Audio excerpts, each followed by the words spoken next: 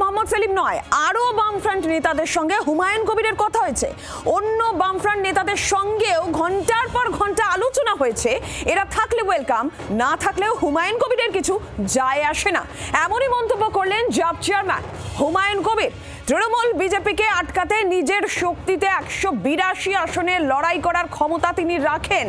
বিধানসভা নির্বাচনে কোনো দল একক সংখ্যাগরিষ্ঠতা পাবে না, ত্রিশঙ্কু ফলাফল হবে। কার সমর্থনে কে চলবে সেটা ভবিষ্যৎ বলবে, এমনই মন্তব্য হুমায়ুন কবিরের। এর আগে মোহাম্মদ সেলিমের সঙ্গে তার বৈঠক, যেই বৈঠক নিয়ে জোর জল্পনা শুরু হয়ে যায় রাজ্য রাজনীতিতে। মোহাম্মদ সেলিমকে দলের মধ্যেই প্রশ্নের মুখে পড়তে হয়। আর এবার হুমায়ুন কবির দাবি করছেন যে শুধুমাত্র মোহাম্মদ সেলিম নয়, আরো বাম নেতাদের সঙ্গেও তার ঘন্টার পর ঘন্টা আলোচনা হয়েছে, এমনটাই তার বক্তব্য। একটু এই বিষয়ে বিস্তারিত জানি, অয়ন ঘোষাল প্রতিনিধি রয়েছেন আমাদের সঙ্গে। অয়ন, ঠিক কি বলতে চাইছেন হুমায়ুন কবির? মোহাম্মদ সেলিমের সঙ্গে বৈঠকের পর জোর জল্পনা তরজা শুরু হয়ে গিয়েছিল, তিনি বলছেন আরো বাম নেতাদের সঙ্গে কথা, ঘন্টার পর ঘন্টা আলোচনা। যেহেতু হুমায়ুন কবির ফেব্রুয়ারি মাসের 15 তারিখ পর্যন্ত জোটের দরজা খোলা রেখেছেন, অতএব তিনি এই মুহূর্তে যা বলছেন সেটাকে খুব বেশি গুরুত্ব না দিলেও তৃণমূল কংগ্রেস অর্থাৎ শাসক দল এবং রাজ্যের প্রধান বিরোধী দল বিজেপি তারা তার মন্তব্যের উপর নজর রাখছে। এই অবস্থায় হুমায়ুন কবির আজ যে মন্তব্য করলেন তাতে শুধুমাত্র মোহাম্মদ সেলিম নয়, সিপিআইএম পলিট ব্যুরোর একাধিক সদস্য তার সঙ্গে জোটের ব্যাপারে কথাবার্তা চালিয়ে যাচ্ছেন বলে তার ইঙ্গিত। এই অবস্থায় আমরা আগেই বলেছিলাম যে হুমায়ুন কবির যে চার ভাইজানের হাত এক হাত করতে চাইছেন, অর্থাৎ হুমায়ুন কবির, মোহাম্মদ সেলিম, নওশাদ সিদ্দিকী এবং তার সঙ্গে অবশ্যই আসাদুদ্দিন ওয়াইসি, এই চার হাত এক হওয়ার পরিণতি কি দাঁড়ায় সেদিকে রাজনৈতিক মহলের নজর রয়েছে। এবং মোহাম্মদ সেলিম ব্যতী রেখে যদি অন্য কোনো বাম নেতা অর্থাৎ সিপিআইএম পলিট ব্যুরো নেতা শেষ পর্যন্ত হুমায়ুন কবিরকে নৈতিক অথবা সরাসরি সমর্থন দেয়, তাহলেও কিন্তু রাজনীতির সমীকরণ ঘুরবে, এমনটা কোনো রাজনৈতিক বিশ্লেষক মনে করছেন। অয়ন ঘোষাল, হুমায়ুন কবিরের তো এটাও বক্তব্য যে তৃণমূল বিজেপিকে আটকাতে নিজের শক্তিতেই তিনি 182 আসনে লড়াই করার ক্ষমতা রাখেন এবং কোন দল সংখ্যাগরিষ্ঠতা পাবে না, এটাও তিনি বলছেন, ত্রিশঙ্কুর কথা বলছেন তিনি। দেখো, হুমায়ুন কবিরের এই মন্তব্যটা অনেকটা রাজনৈতিক জ্যোতিষের মতো। অতএব এই মন্তব্য অর্থাৎ কোন দল রাজ্যে সংখ্যাগরিষ্ঠতা পাবে না, ত্রিশঙ্কু বিধানসভা তৈরি হবে, হুমায়ুন কবির 182 আসনে প্রার্থী দেওয়ার ক্ষমতা রাখেন, এগুলো শেষ পর্যন্ত এসআইএ প্রক্রিয়া শেষ হলে রাজ্যে ভোটের নির্ঘণ্ট ঘোষণার পর শেষ পর্যন্ত হুমায়ুন কবির কত আসনে প্রার্থী দিতে পারলেন এবং তারপর সেই প্রার্থীরা কতটা দাঁত ফোটাতে পারলেন রাজ্যের রাজনীতির নতুন আঙিনায়, সেটা নিঃসন্দেহে একটা বড় প্রশ্ন। হুমায়ুন কবির এই মুহূর্তে যা বলছেন এবং শেষ পর্যন্ত ভোটের ফলাফল যা দাঁড়াবে, দুটো এক হবে না বলে অনেক রাজনৈতিক বিশ্লেষক মনে করছেন। অবশ্যই সেটা তো সময় বলবে। অয়ন, ধন্যবাদ। আর হুমায়ুন কবির বললেন যে ঠিক কি বক্তব্য তার শোনাই। বামফ্রন্টের যেসব নেতৃবর্গ আজকে এসব কথা বলছেন, তেনারা হয়তো জানেন না যে তেনাদের পলিট ব্যুরোর সদস্যরা যে মোহাম্মদ সেলিম শুধু একটি 5 তারা হোটেলেই আমার সঙ্গে দেখা করেননি, আরও 5 তারা হোটেলে দেখা করেছেন এবং এই সমালোচনার পরেও মোহাম্মদ সেলিমের সঙ্গে আমার কথা হয়েছে। তিনি এখনও বলছেন, অ্যাসোর করছেন যে তৃণমূলকে হারানোর জন্য তিনি আমাদের সঙ্গে থাকবেন, থাকলেও ওয়েলকাম, না থাকলেও হুমায়ুন কবিরের কিছু যায় আসে না। থাকলেও ওয়েলকাম, না থাকলেও হুমায়ুন কবিরের কিছু যায় আসে না, এমনই বক্তব্য তার। এরই পাশাপাশি তৃণমূল বিজেপিকে আটকাতে নিজের শক্তিতে তিনি 182 আসনে লড়াই করার ক্ষমতা রাখেন, এমনটাও বক্তব্য তার। শুনুন এই প্রসঙ্গে কি বললেন। জনতা উন্নয়ন পার্টি এই সরকারের বিরুদ্ধে এবং সাম্প্রদায়িক বিজেপিকে রক্ষার জন্য নিজস্ব শক্তিতে 182টা আসনে লড়াই করার মতো শক্তি অর্জন করেছে। প্রেডিকশন করে দিলাম, কোনো দলই 148-এ পৌঁছাতে পারবে না। ত্রিশঙ্কু অ্যাসেম্বলির রেজাল্ট হবে। কে সরকার গড়বে, কার সমর্থনে কে চলবে, সেটা ভবিষ্যৎ কথা বলবে। বিধানসভা নির্বাচনে কোনো দল একক সংখ্যাগরিষ্ঠতা পাবে না, ত্রিশঙ্কু ফলাফল হবে। কার সমর্থনে কে এগিয়ে চলবে সেটা ভবিষ্যৎ বলবে, এমনটাই মন্তব্য জাপ চেয়ারম্যান হুমায়ুন কবিরের। মোহাম্মদ সেলিমের সঙ্গে তার বৈঠক, যেই বৈঠক নিয়ে আমরা দেখেছি রাজ্য রাজনীতিতে জোর জল্পনা শুরু হয়ে যায়। মোহাম্মদ সেলিমকে তাকে প্রশ্নের মুখে পড়তে হয় দলের অন্দরে এবং তার মধ্যেই হুমায়ুন কবিরের এই দাবি, তার সঙ্গে শুধুমাত্র মোহাম্মদ সেলিম নয়, আরও বাম নেতার ঘন্টার পর ঘন্টা আলোচনা হয়েছে। এবং তিনি এটাও বলছেন তারা থাকলে ওয়েলকাম, না থাকলেও হুমায়ুন কবিরের কিছু যায় আসে না। তৃণমূল বিজেপিকে আটকাতে তিনি নিজের শক্তিতেই 182 আসনে লড়াই করার ক্ষমতা রাখেন, তবে বিধানসভা ভোটে কোনো দল একক সংখ্যাগরিষ্ঠতা পাবে না বলেও দাবি করছেন হুমায়ুন কবির। ত্রিশঙ্কু ফলাফলের কথা তিনি বলছেন।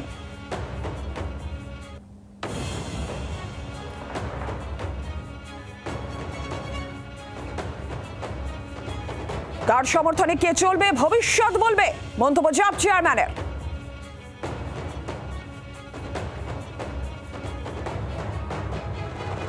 আরো একবার শুনবো হুমায়ুন কবির কি বললেন। বামফ্রন্টের যেসব নেতৃবর্গ আজকে এসব কথা বলছেন, তেনারা হয়তো জানেন না যে তেনাদের পলিট ব্যুরোর সদস্যরা যে মোহাম্মদ সেলিম শুধু একটি 5 তারা হোটেলেই আমার সঙ্গে দেখা করেননি, আরও 5 তারা হোটেলে দেখা করেছেন। এবং এই সমালোচনার পরেও মোহাম্মদ সেলিমের সঙ্গে আমার কথা হয়েছে। তিনি এখনও বলছেন, অ্যাসোর করছেন যে তৃণমূলকে হারানোর জন্য তিনি আমাদের সঙ্গে থাকবেন। থাকলেও ওয়েলকাম, না থাকলেও হুমায়ুন কবিরের কিছু যায় আসে না। বিজেপি নেতা দিলীপ ঘোষ রয়েছেন আমাদের সঙ্গে এই মুহূর্তে টেলিফোন লাইনে। দিলীপ বাবু, হুমায়ুন কবির তিনি বলছেন তৃণমূল বিজেপিকে আটকাতে নিজের শক্তিতেই তিনি 182 আসনে লড়াই করার ক্ষমতা রাখেন এবং বিধানসভা নির্বাচনে কোনো দলই নাকি একক সংখ্যাগরিষ্ঠতা পাবে না, ত্রিশঙ্কু ফলাফল হবে। আপনি কি বলবেন? দেখুন, ভোটের আগে অনেক কিছু বলে উনি পার্টি তৈরি করেছেন। আগে পার্টির কমিটিতে তারা আছে, কে আছে, একজনকে কমিটিতে নিলেন, তারপরে সে তাকে পার্টি থেকে তাড়িয়ে দিলেন, সে নিয়ে একটা ক্যাচার সবে তো শুরু হয়েছে। তো যেন অধীর হওয়ার কোনো কারণ নেই। উনি কি বলছেন বড় কথা নাই, গ্রাউন্ডে কে আছে। আগে তো ভোটার লিস্ট, উনি ক্যান্ডিডেট লিস্ট তৈরি করুন, ঘোষণা করুন, তারপরে মানুষ বুঝতে পারবে যে উনি কি চাইছেন। সেজন্য তো মিডিয়া গরম করার কথাবার্তা চলছে, এরকম কিছু সবাই ইলেকশন হলে সবাই জিতবে, তারপরে ধন্যবাদ দিলীপ বাবু আপনাকে।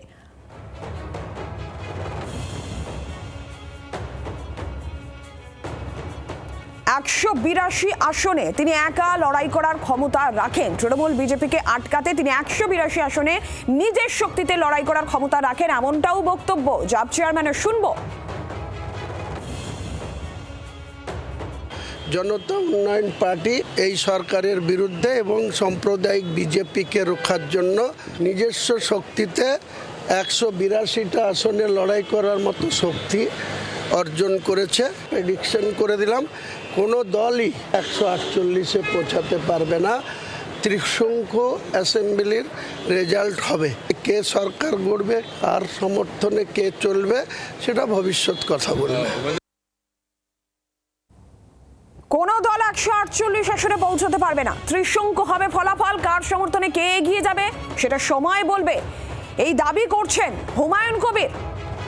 এর আগে আমরা দেখেছি নিজের দল জনতা উন্নয়ন পার্টি, নিজের দলের কথা তিনি যখন ঘোষণা করলেন, দল গঠন করলেন, তখনও তার বক্তব্য ছিল যে সরকার গঠনে তার দলের উল্লেখযোগ্য ভূমিকা হবে। এর আগেও তিনি এই দাবি করেছিলেন এবং এখন তিনি বলছেন 182 আসনে লড়াই করার, একা নিজের শক্তিতে লড়াই করার ক্ষমতা তিনি রাখেন।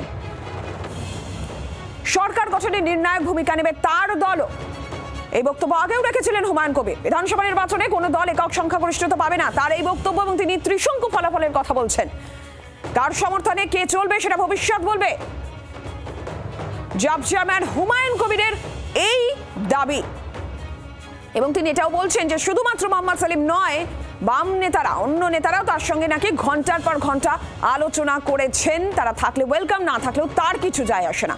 আমরা তৃণমূল কংগ্রেসের প্রতিক্রিয়া নিয়ে জয়প্রকাশ মজুমদার রয়েছেন আমাদের সঙ্গে এই মুহূর্তে টেলিফোন লাইনে। জয়প্রকাশ বাবু, হুমায়ুন কবির বলছেন তৃণমূল বিজেপিকে আটকাতে নিজের শক্তিতে তিনি 182 আসনে লড়াই করার ক্ষমতা রাখেন এবং বিধানসভা নির্বাচনে একক সংখ্যাগরিষ্ঠতা কোনো দল পাবে না, ত্রিশঙ্কু ফলাফলের কথা তিনি বলছেন। দেখুন, অনেক সময় আরশোলার ইচ্ছে হয় ঈগল পাখি হওয়ার, কিন্তু শেষ পর্যন্ত তারা মানুষজনের বুটের চাপেই দেহত্যাগ করেন। এবার হুমায়ুন কবিরও ইচ্ছে হচ্ছে কত 180-100 বলতে তো অসুবিধা নেই, এতে ট্যাক্স লাগে না এইসব কথা বলতে, তাই এলোমেলো বলছেন। মাথার চিকিৎসা হওয়ার দরকার। পশ্চিমবঙ্গের রাজনীতি এরকম হয়ে ওঠেনি। আমরা এর আগে দেখেছি ওনার থেকে অনেক ধুরন্ধর রাজনীতিবিদ নিজের পার্টি করে এগোবার চেষ্টা করেছিলেন। প্রণব মুখার্জি, প্রিয়দাস মুন্সি, সোমেন মিত্র, তারা আঁচড় কাটতে পারেননি। আর কত মাছি গেল তল, হাতি বলে কত জল, নাকি কত হাতি গেল তল, মশা বলে কত জল, এসব প্রবাদ আছে তো নানা রকম। তো সেই প্রবাদের অনুসারটা একবার শুনে নেবেন হুমায়ুন কবির।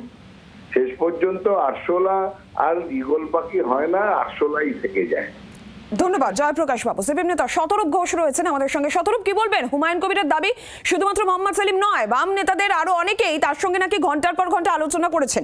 তারা যদি থাকে তাহলে ওয়েলকাম, না থাকলেও তার কিছু যায় আসে না। তিনি এটাও বলছেন 182 আসনে তিনি নিজের শক্তিতে লড়াই করার ক্ষমতা রাখে।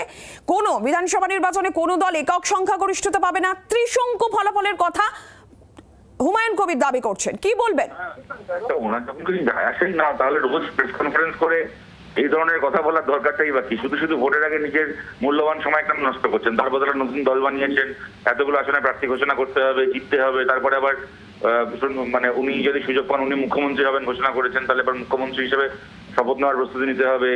সেই ওই মুখ্যমন্ত্রীর শপথ নেওয়ার জন্য জামা কাপড় সেলাই করতে দিতে হবে, কত সামনে কাজ পড়ে রয়েছে। তা না করে এখন প্রত্যেকদিন প্রেস কনফারেন্স করে আজকে মোহাম্মদ সেলিমের ব্যাপারে, কালকে অন্য কোনো বামপন্থী দলের ব্যাপারে বলার তো প্রয়োজন নেই। হুমায়ুন কবির একটি রাজনৈতিক দল বানিয়েছেন, তিনি তার বানানোর পরে তিনি একটি সভা করেছেন। সেই সভা থেকে উনি একটি কথা বলেছেন, যে কথাটা আমাদের কাছে গুরুত্বপূর্ণ, তা হচ্ছে উনি বলেছেন 70% 30%-এর যে কথাটা আমি বলেছিলাম লোকসভা ভোটের আগে, ওটাই মমতা ব্যানার্জির নির্দেশে বলেছিলাম। মমতা ব্যানার্জি আমাকে বলেছিল 70% 30%-এর কথাটা বলে হিন্দু মুসলমান ভাগাভাগি করে ওনার দলের প্রার্থীকে ইউসুফ পাঠানকে ভোটটা পার করাতে হবে।